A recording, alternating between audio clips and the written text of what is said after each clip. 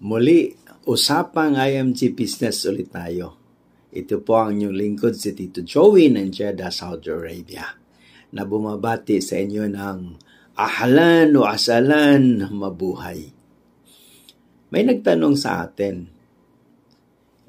Tito, hindi naman ako marunong magbenta-benta. Paano ako mag-start ng business sa IMG? Ito ay napakagandang tanong sapagkat dito sa IMG, hindi benta-benta ang labanan. Ang kailangan natin dito para mag-start ng business ay magturo. Kaya nga, ang imbitasyon natin sa inyo ay mag-attend kayo ng mga seminar para maturuan ng tama. Tama na ano?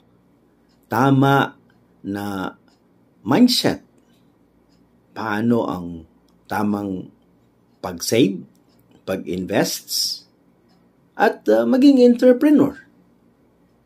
Kaya, hindi kailangan dito na magaling o kaya naman ay hindi ka marunong magbenta. Sapagkat yung ating ginagawa na negosyo dito sa IMC ay pagtuturo.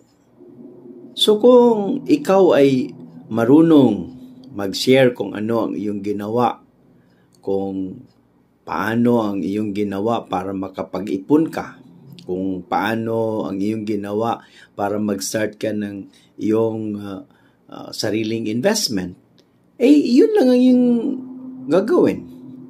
Ang ibig sabihin, hindi mo kailangang mag-aral o kaya naman ay marami kang libro na tatapusin sapagkat sa una, ang ating gagawin ay i-share lamang kung ano yung ating experience.